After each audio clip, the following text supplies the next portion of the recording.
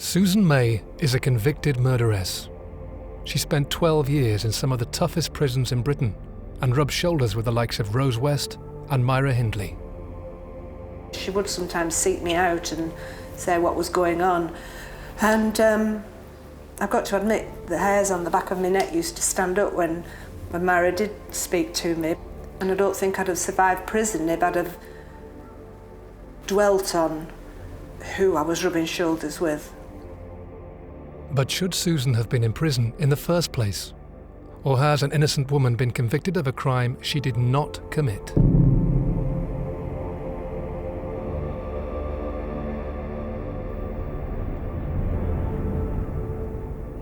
On the 11th of March 1992, a brutal murder occurred in a picturesque part of the northwest. 89-year-old Hilda Marchbank lived on the road leading up to Tandle Hill Park in Royton, just outside Rochdale. Sometime after 9 o'clock that night, somebody entered her house through the back door, which had been left unlocked. They walked through the kitchen, towards the downstairs bedroom where she was resting in a single bed. The house was ransacked, and Hilda was brutally beaten, stripped, and suffocated. Auntie was lovely. She was a very kind person, very naive person, I would say. Throughout all my life, because she'd never had children, I think I looked on her as a second mum. Her and Mum were always very close. I never remember a time in my life when Auntie wasn't always there. I used to stay with her as a little girl. I'm very family orientated and couldn't bear not to see my mum and dad every day, even after I'd got married. I saw Auntie every day, and it was something I wanted to do. It was a pleasure. She loved going up there, and she looked after me Auntie. You never heard a cross word because she just, it wasn't even a duty. It was just something that she did. She loved doing it. I could go to see Auntie, and by the time I'd driven down, which is only a short distance from Tandle Road to here, and park the car, come in, and the phone would be ringing, and I'd smile and think, this will be Auntie, and it would, and she'd say, am I not seeing you today? And I'd say, I've just left you, and I've left your tea there, or I've left your lunch there, whatever time of day it was, and she'd say, oh, I'm a fool, I'm sorry, love. And I said, don't worry, no problem. Susan visited Hilda Marchbank's house at around 9 p.m. on the night of the murder. She made an uncharacteristically late visit because Hilda had lost her front door keys. Normally, I wouldn't go up maybe after 4, 4:30. About 3 times a week, or even more, she'd come down here to have tea with us. On that evening, the phone rang and it was Auntie, and she said, where do you think my front door keys are? Now, I tried to teach her to leave her keys on the shelf in the porch because once her keys were in the door, my keys wouldn't go in. And so that was a new thing to her, and she'd not remembered it. So I said, well, don't bother, Auntie. Your front door keys are on the ledge, but don't open your front door in an evening. All right, love, see you tomorrow. And she phoned again, where are my front door keys? Now, and I then thought, what's happening here? So I went up to Auntie's. She was ready for bed, and I said, what's happening? And she said, I don't know, what have you come for? She'd even forgotten. And I said, well, you asked her, and I took her through the hall. I said, see, these are your keys, Auntie, but you must never open your door. She went, no, all right then. And I stayed 5-10 minutes, if that. And I said, now, see you in the morning, as usual. She said, right, love. Kissed her goodbye. And the last, memory then is she was stood waving me off. After visiting Hilda's house, Susan then picked her boyfriend up and took him and his friend to the pub. Arriving home, she made a few phone calls, chatted to her daughter Katie, and then went to bed. The next morning, Susan visited the local shops to buy her aunt a sandwich before driving the short distance to Hilda's house. Something I did every day, every single day. I went up to Auntie's, walked in through that door, and I just thought it would be a normal day. Auntie? Auntie? Auntie? And so I left my handbag on one side and must have put the things I brought her for lunch on the other unit and pushed the door to, well, I'll call it a bedroom. The downstairs door to the bedroom wasn't closed to, it was ajar. And so I pushed that open and Auntie was lying on the bed, I came across a scene of horror. She was naked from her breast down, something that in the years gone since then has bothered me terribly because she was such a private person, and I just think how awful it was that that's how she was lying. And I remember looking, I must have gone up to the side of the bed because my real strong vision still is of being right over the top of her, and I don't know whether I touched her or whether I didn't touch her or what, because I cannot remember coming out of the house. I came across a scene of horror, and my next vision of remembering where I was stood on the driveway outside Auntie's thinking, I've got to get some help. I cannot remember fully what I did in those seconds when I found her.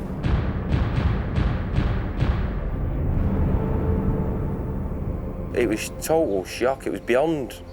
There were no tears or anything. It was past that. It was. She looked like horrendous, and she couldn't tell me what had happened because she said it's too bad. You'll not believe it. You'll not believe what's happened, and she was just in total shock. Oldham police were on the scene in minutes, interviewing witnesses, taking photographs and removing forensic evidence, including footprints and fibres from the scene. A neighbour had seen a suspicious-looking red car, possibly a Ford Fiesta, outside the house at around midnight. There was no one inside, the lights were off and the engine was running. He noticed it was there for around 15 minutes. Another neighbour had spotted the car earlier that night and gave a detailed description of it to the police, as he thought the three men inside were up to no good. He also described the car as a red Ford Fiesta and added that it had a sloping back bumper. Immediately, the police focused their efforts into tracing this car and its suspicious occupants. There were 3 people in the car, and he gave reasonable descriptions of those 3 people to the police, and a very good description of the car as well. I believe that car carried the people who did the murder. The sightings of this red car being parked on the wrong side of the road, as it were, with the engine running at that late stage in the evening, you think that's really suspicious. And so I trusted that the police would keep looking for that.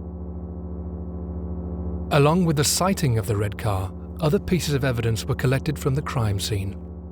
In the initial investigation, the forensic teams found a number of fingerprints that were never identified to anyone that we know about.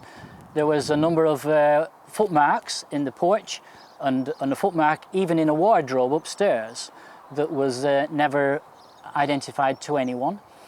The most significant find that was never identified to anyone were clothing fibres which were found on the hand of the dead lady. The police checked if they belonged to any of her clothes or Susan's clothes, but they were not identified with her. And if they're on her hand, they must belong to someone else who did the murder. For the next few weeks, the murder hunt was intense. The search for the driver of the red car and his possible accomplices was centre stage, and during this the police kept in daily contact with Susan and her immediate family, taking witness statements from her children and her sister. Hilda Marchbank's murder had sparked outrage in this close-knit community, but nobody was prepared for what was to happen next. Halfway through the investigation, the police had called off their search for the occupants of the red car, and without her knowledge, started to build a case against Susan. 19 days after the murder, the police turned up on her doorstep and arrested Susan May for the murder of her aunt. Susan May. Suddenly, bang, my mum gets arrested, and you just sort of shut down, sort of thing. It's really hard to describe.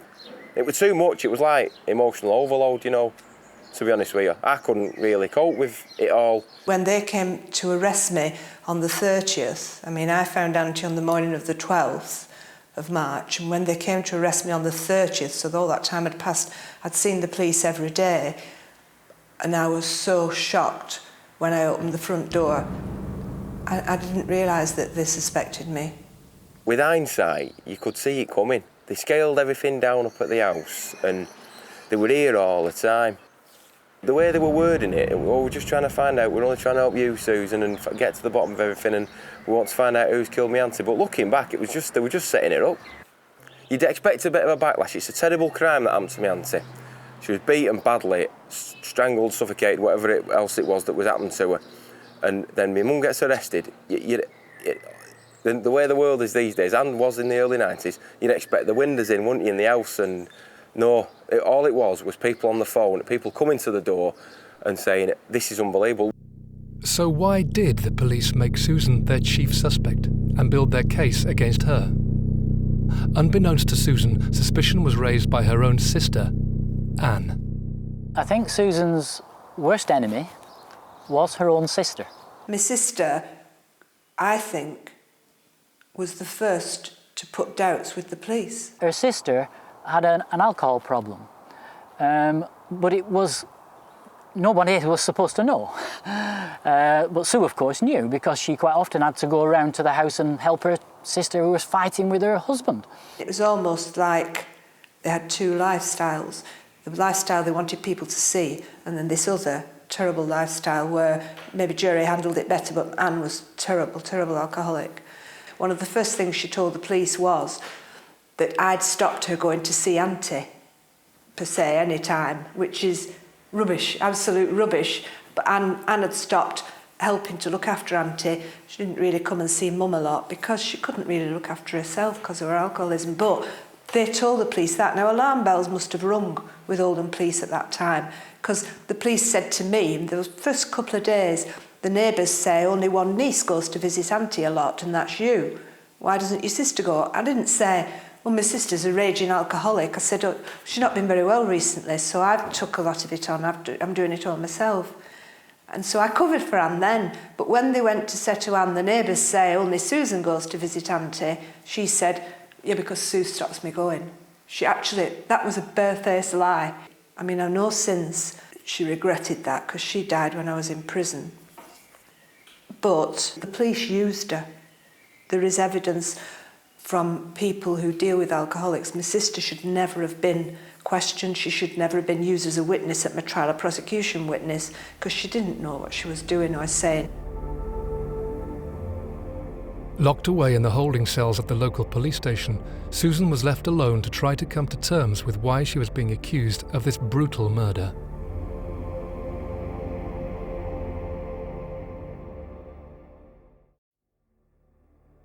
After the brutal murder of Hilda Marchbank, her niece Susan May found herself chief suspect. And as other lines of inquiry were closed, including the search for the occupants of the red Ford Fiesta, she rapidly understands that in reality, she is the only suspect. The police and prosecution team knew that Susan visited Hilda after 9 p.m. on that fateful night, placing her at the murder scene at a time when the murder could have been committed. The case against her was built around 3 crucial points. The first, their belief that Susan's greed led her to batter her auntie to death for her money. Susan's boyfriend at the time was a man called Chris Ross, who was 15 years younger than her. They kept their relationship secret, as he was still married to one of Susan's friends, although they'd been separated for a few years. The police accused Susan of murdering Hilda in order to financially benefit from the inheritance so that she could lavish money on Chris. It was suggested that she murdered her aunt so she could get her hands on her aunt's money, but she already had total control by a power of attorney, so that there was nothing extra she needed to do to get control. Sue had been best friends with Chris and his wife, so she'd fallen, it's the old triangle, she'd fallen in love with her best friend's guy. The whole business of what she was spending on this relationship was blown out of all proportion to what the reality actually demonstrated. Susan originally told the police that she wasn't having a relationship with Chris, but this was a lie. And when they found out the truth, they assumed Susan was lying about everything. They found out that I was seeing Chris Ross, who was a number of years younger than me. And, you know, in times like this, you just think, Well, nobody's going to think about that, because to me it was nothing. It wasn't anything to do with anything, and the fact that he was younger than me didn't mean anything to me. We never considered ages. But sadly, the police can make a lot of things like that. Maybe everybody has something in their lives that's nothing and insignificant, but in a situation like I got placed in, it can be made into something seedy, and for the jury to look on you, and it blackens your character. Secondly was a comment that Susan was alleged to have said to a police officer about some scratches on Hilda's face. The police claimed that Susan asked whether they would be able to retrieve evidence from under her fingernails. Susan denies she ever said this, and her daughter Katie took the witness stand to back up everything her mother said. The officer at that time, in doing the police interviews, threw this in front of me verbally, saying, we believe that you told another detective that you mentioned scratches on your aunt's face. And I said, I've never mentioned scratches on my auntie's face. And these are the words Susan was alleged to have said. No, the scratches on my aunt's face will forensics get stuff from down my nails. Now, had I said that, I should have been dragged back in that police station and read my rights right away, because that's a very incriminating statement. B, at that time, the word forensics wasn't really in my vocabulary. And C, if I'd done this terrible thing, am I going to be saying something like that? I mean, it's absolutely ludicrous. Des Thomas is a former police officer acting as a forensic consultant on Susan's appeal. The conversation that Susan had inappropriate knowledge of an injury to her aunt, and she had it on, I think, a couple of days after the murder. Well, one would normally expect a conversation of that significance would have made her a suspect straight away. But that doesn't appear to have happened. The statement regarding the scratches that the police claimed that Susan had made was vehemently, and is vehemently denied by Susan to this day. I will stand on a rooftop and swear on oath I never said it. It seemed that once having focused on Susan, they focused on Susan. The third main side to the prosecution's case was a piece of forensic evidence. A bloody fingerprint belonging to Susan, which the police claimed to have been made at around the time of the murder. The main plank of the prosecution's case was that there were 3 stains on the wall which they presumed by their tests to be blood. One of the stains was later tested and found to be human blood, and one of the stains had Susan's fingerprint in it. So they put all 3 together and said that those 3 stains were made after Susan had got blood on her hands from killing her aunt at the time of the murder. Later, it will be revealed how these claims have been proven to be unsubstantiated. The fingerprint was shown to be fingerprint only after it had been enhanced by some chemicals. But the chemicals had reacted with the original stain to bolden it, like blood might have been, and that would be the stain that was shown to the jury. Originally, the stain was very, very faint. Well, one of the traps SIOs fall into is they can get mesmerised, like everybody else, by forensic science. And they shouldn't happen. Forensic scientists should actually give them a dispassionate view, and where they don't, an SIO should challenge it. The police took just over a year to build a case against Susan, and the trial was scheduled for April 1993. They claimed she had bludgeoned her auntie to death in the hope of taking her money, leaving a bloody fingerprint behind as proof. Susan had naively hired her local solicitor to represent her in court, even though he had no prior experience of a murder trial. She didn't believe for 1 minute that she would be found guilty, and saw no reason to hire expensive representation when she fully assumed she would be cleared of all charges. The original trial was, it weren't farcical, doesn't do it justice really, I don't know the words. It would be unbelief. My jury never heard about any other suspect. You know, there were lines of police inquiry that were shut down when they decided to arrest me, but my defence team never put that before the jury. My mum's quite innocent still, thinking, oh well, British justice, best in the world.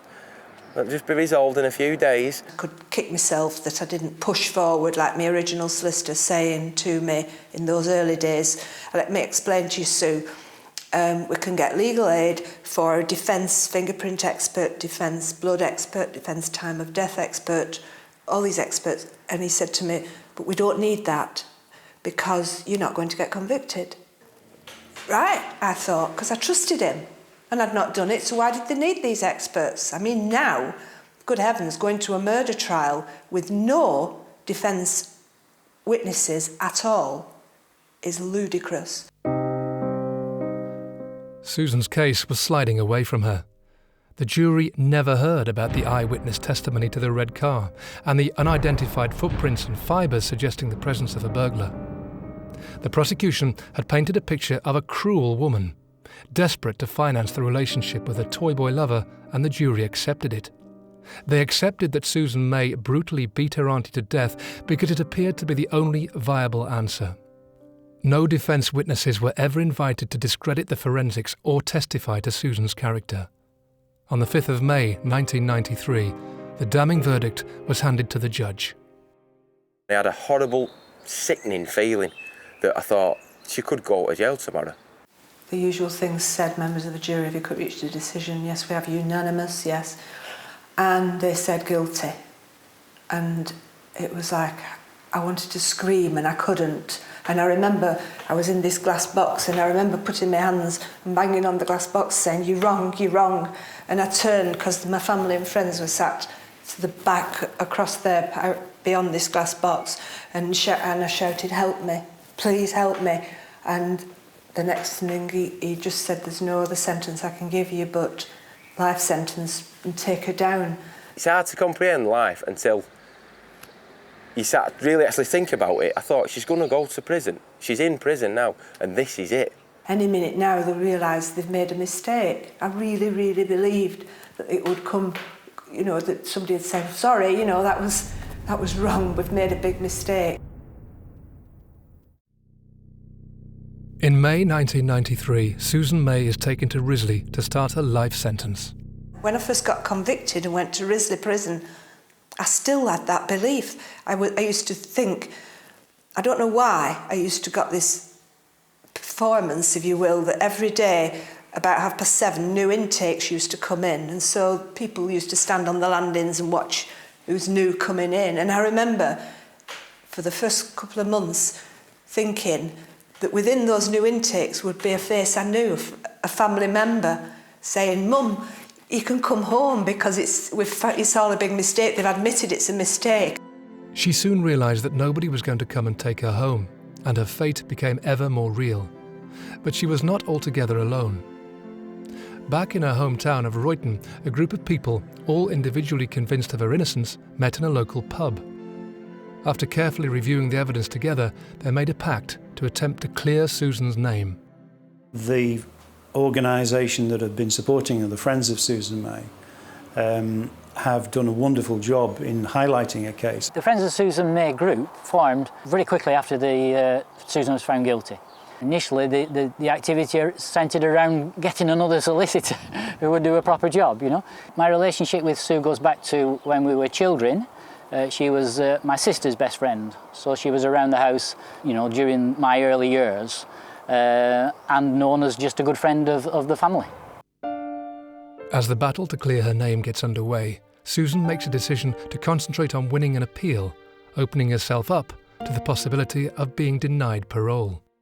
I did a job of work in the prison. I never refused work, but I refused all prison courses and, inverted commas, offending behaviour courses, which you're supposed to do. So I refused all those, and it was drummed into me by probation, prison staff that unless I did the courses and unless I admitted guilt, I most probably would never be released. In 1997, 4 years after Susan's conviction, an appeal was prepared. To be granted an appeal, you need at least one powerful brand new piece of evidence, not available at the time of the original trial. Without this, it is virtually impossible for a judge to allow it to go ahead. But Susan's appeal was rushed and not well enough prepared, and failed to overturn her conviction. I attended the first appeal as part of our group Innocent, because our group Innocent knew about Sue's case and wanted to show its support. In all honesty, the first appeal was a right cobbled together affair. We hardly had any belief that it would do the job. Shortly after the failure of the first appeal, work began on the second appeal. But on the inside, Susan was having a difficult time coping with daily life in some of Britain's toughest prisons. The main bulk of the time I spent was in Durham Prison, which is a Victorian, very old Victorian prison, and it was absolutely shocking when I first arrived there, because I didn't realise I was actually on H-wing. I thought I was in a reception area. It was a very, very confined, narrow space. I kept myself to myself and chose my friends and who I would spend time with. It was prison, it was a prison environment, but not everybody in prison is bad or awful. There are some really decent people in prison, and I've made some good friends while I've been in prison. Friends who I'm still in touch with, and friends who I'm not sorry I made. One of Susan's fellow cellmates was Sandra Gregory, convicted of drug smuggling in Thailand and transferred to Durham Prison in the late 1990s. Sue is a real person. She's an honest person, she's an open person, she's a genuine person. What you see is more or less what you get. Sue went out in a pair of grey lycra shorts, as she did every single morning, hanging on to a plastic bag of brown bread to feed the sparrows. And I just thought, God, look at this batty old jailbird. And as we got out onto the exercise yard, she started going on about, I'm not guilty, I'm innocent, I didn't do the crime I was convicted of. And I thought, oh, bloody hell, here we go again. I think I'm the only guilty person within the whole prison system. And as the weeks went on and the months began to pass, I'm hearing these stories over and over and over. And after a few weeks of hearing this, I began to realise that there is something in this. Her stories are linking up. So I used to try and trick her. And I would ask her about things that I'd heard her talking about several weeks earlier. And each and every time I asked her, trying to slip her up on purpose, everything linked in, everything made sense. It didn't take long for me also to realise that this is an innocent woman in prison, serving a life sentence for a murder that she didn't commit. Although the first appeal failed, it did succeed in bringing Susan's case to a national audience, and as a result, over 100 MPs and members of the House of Lords are now also involved in her fight for justice. And they are headed up by MP John McDonnell. We're a group of MPs and members of the House of Lords who came together, having studied Susan's case, and felt that there was grounds here for there was a miscarriage of justice. So we came together to see if we could create a climate of opinion within government and within Parliament to seek to secure Sue's release, and then also to seek to prove her innocence. I did have an adjournment debate in the House of Commons, which I set out the whole case, and indeed asked for the Home Office to refer the matter back to the appeal court again. It was my role to act as an intermediary with government, as an advocate with government on their behalf, and that's what I did to the best of my ability. So just how did Susan manage to keep going and maintain the fight to clear her name? I don't know how Sue coped with her time in prison, but on a day-to-day basis she coped in that she would be busy. She would go to education, she would go to the gym, she would always go to the chapel, and she would pray every evening, but she would write letters. And as soon as she was locked in, the box of paperwork would come out from underneath her bed, and she would sit on the edge of the bed writing letters. It becomes all enveloping when you're a miscarriage of justice. It sort of empowers you, and it's all powerful. You know, you just, nothing else bears any significance apart from trying to clear your name. Her cell was barren. Now there's a big difference between men and women in prison. Men tend to just do their bird. They don't titivate their cells. Women refer to their cells as rooms, and they make them into little homes. And they have doilies and pictures and cards, and they make it a very personal space. And Sue never did. I remember saying to her one day, but you know, Sue, this is so horrible. You know, can't you just put some posters on the wall or just do something to make it look a bit nicer? And she said, well, no, Sandra, because I'm not stopping. You know, I think so, but you've been here for 10 years and you've lived in these conditions for 10 years. You could make it so much nicer, but no, she wasn't stopping. Determined to clear her name and get out of prison, Susan had to win this appeal. But the cards were stacked against her. Under British law, on preparing an appeal, you can't admit evidence which was available at the time of the first trial, except in very rare occasions. This means that because Susan's original defence team chose not to use the majority of crucial evidence, all of this evidence, which could be vital in clearing Susan's name in the second appeal, is deemed inadmissible. The evidence that's not available to be used at appeal, because it was available at trial, is a tragedy when you've had a poor defence. Initially, when myself and my sister got involved, someone gave us a massive, great big pile of documents and we had to start reading them, and very quickly Dorothy came running round. She said, I found it, I found it, I found it. And she'd found that there was a fourth stain. All the trial was conducted on 3 stains, but there was a fourth stain that was said it was there before the murder.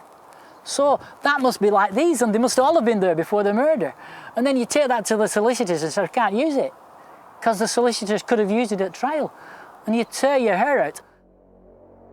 One piece of new evidence admitted and proven in the appeal was that the original forensic expert had falsified his paperwork. This meant that the first stain containing Susan's fingerprint, which the forensic scientist said was certain to be blood, has now been discredited, and to date every credible scientific test on this stain has tested negative for blood. The second stain was just a smudge, and the police grouped it together with the first stain. The third stain was next to the light switch and was human blood, but there was no trace of Susan's fingerprint in it. It was also not individually photographed in the original forensic examination, and it is believed that the police or ambulance staff could have placed it there when examining the body and turning the light on. The original prosecution team grouped these stains together. The fourth stain was disregarded by the police because they admitted that it must have been there before the murder. It was in the kitchen and behind a radiator and was identical to stains 1 and 2. If this stain was there before the murder, then it is likely that stains 1 and 2 were also. They weren't in blood, and it is very likely that Susan, visiting her auntie up to 3 times a day every day, could have innocently put them there. The wall with the stains on it was adjacent, or it was the passageway between the kitchen where the food in the house was always prepared and the dining table where it was always eaten. The cleaner had testified that wall was well stained and that there were stains on it that she'd tried to get off and couldn't get off. They were originally all identified as being fingerprints in blood and referred to quite throughout as being fingerprints in blood. But I think it's generally now accepted that they're not fingerprints in blood. But at the time of the trial, it was only the prosecution who had produced a forensic expert, and he claimed that Susan had made these stains after killing Hilda Marchbank. The forensic evidence is curious in a number of respects, but one of the biggest curiosities and worries is the fact that some of the evidence appears to have been altered over time, and some of the evidence actually appears to have been put on documents which weren't actually created until 2 years after the event, which again is an extremely worrying thing. And I think it's a real issue for the Forensic Science Service. At trial, Susan's best defence would have been her good character, as the judge said. And she maintains that good character to today.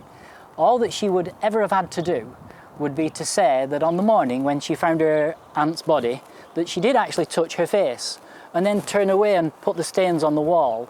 If she would only say that she remembered doing that, all of the prosecution's case would fall away. Another piece of evidence presented to the appeal judge was how the police treated Susan with regards to her early interviews as a witness. The way the whole interview process was done from the time that Susan was simply a witness right up until the time that she was finally charged. I think they allowed themselves to be seduced by a strong suspect, and I think that they got trapped in tunnel vision. It's quite common trap that all investigators fall into, and you have to work quite hard to make sure you don't.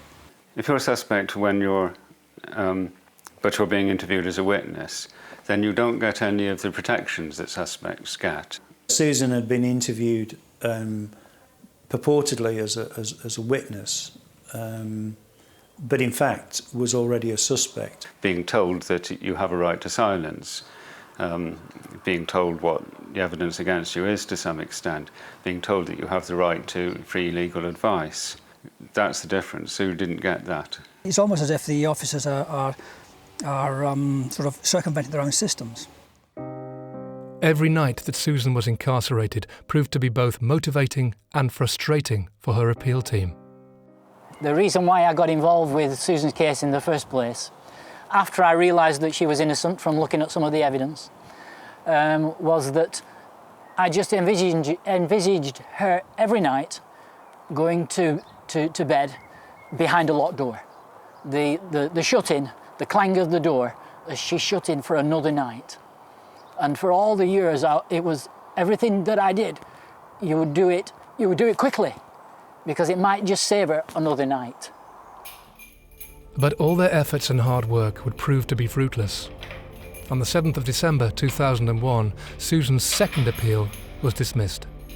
Sandra Gregory was out of prison by then and attended the hearing. It was horribly emotional seeing her in the courtroom. She wasn't allowed to speak. She was a long distance away from where we were sat in the court. And it seemed to go on and on and on. But of course, at the end of it, it was a deferred decision. And it seemed to happen really quickly, that we all filed into the court one morning. The judges came in and said, OK, deferred decision. And we all filed out again in a state of shock, thinking, well, what does that mean? What does deferred decision mean? I mean, are we going to find out this afternoon or tomorrow? Or it was 5 weeks. And of course, she didn't get that appeal.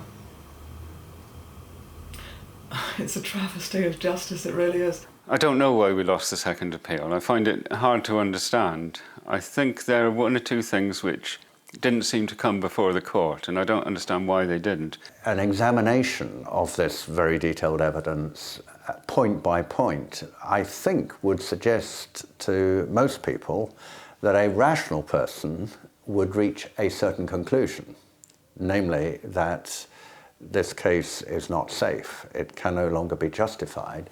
But for some reason, despite the fact that the evidence, the evidential base is there for anyone to look at, the judge did not reach that conclusion. I can only wonder why. It's one of those cases that could and should have been won at trial, and the reason why it's so difficult sometimes to overturn convictions is that when the case is not really strong, those are ironically, the most difficult cases to overturn on appeal. Yes, it was devastating, and I felt ill, really, really ill. And after about 2 days, I thought, how dare those judges refuse me appeal? So in my usual fashion, I got me, because this is how I've been throughout and still am, putting pen to paper and writing letters to those that you think might listen. You either give up or you don't give up. And if you don't give up, then you have to continue living. And there is only one thing for Sue to live for, and it's the only thing she does live for even now, and it is clearing her name and winning the next appeal and showing people that she didn't do this. Fighting her case came naturally for Susan, but one thing she couldn't influence was the effect it was having on her immediate family. Being incarcerated meant that she missed the weddings of her 3 children and the birth of her grandchildren, along with her sister's funeral. One particularly heartbreaking event occurred during the first year of her sentence. My mum died on the 30th of September 93. She never really, my mum knew I'd not done this, bless her, and she was horrified at what my sister had said. And from then, she was 83, but not unwell, and she went downhill from then on, because like I was close to Auntie, my mum and I were very, very close, and I was her life, just like she was mine and like Auntie was my life. The governor at Risley was very good with me, and she let me come home here with 2 officers, and I spent the afternoon on the 29th with my mum here in the front room. My mum died that night because all she kept wanting was to see me, and I think that's really what she was just waiting for.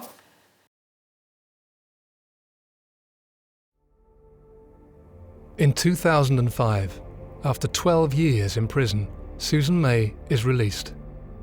Released, but not cleared of murder, and remains a convicted killer in the eyes of the law.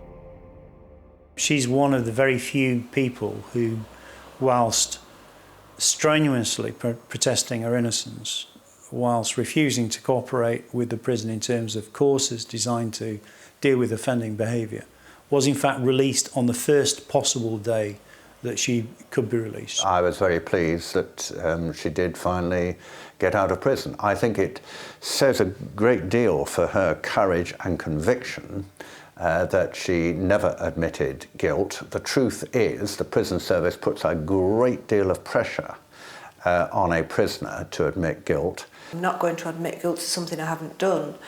And to be honest with you, I didn't want to be released. I always thought I'd be released via the Court of Appeal.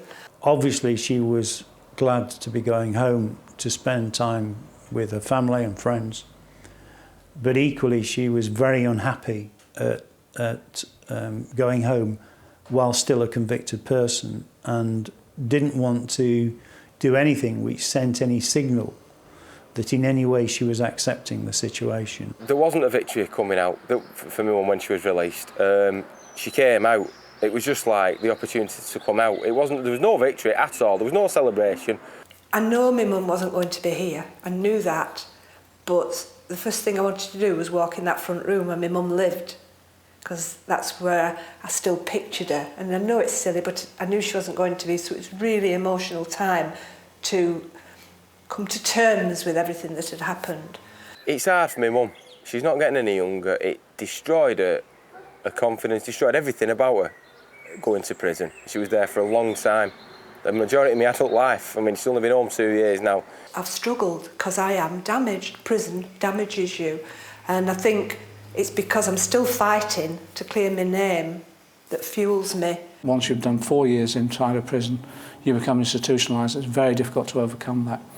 One of the ways of overcoming it is being able to demonstrate your innocence, people believing your story, and then you being able to move on, and that's what we need for Susan. Otherwise, the rest of her life, this will haunt her. So if Susan didn't commit this horrific crime, then who did? The clues lie with the red car and the unidentified footprints and fibres found at the scene. But will it ever be proven who these belong to? This is Mr. X, the man who it is widely believed was responsible for murdering Hilda Marchbank.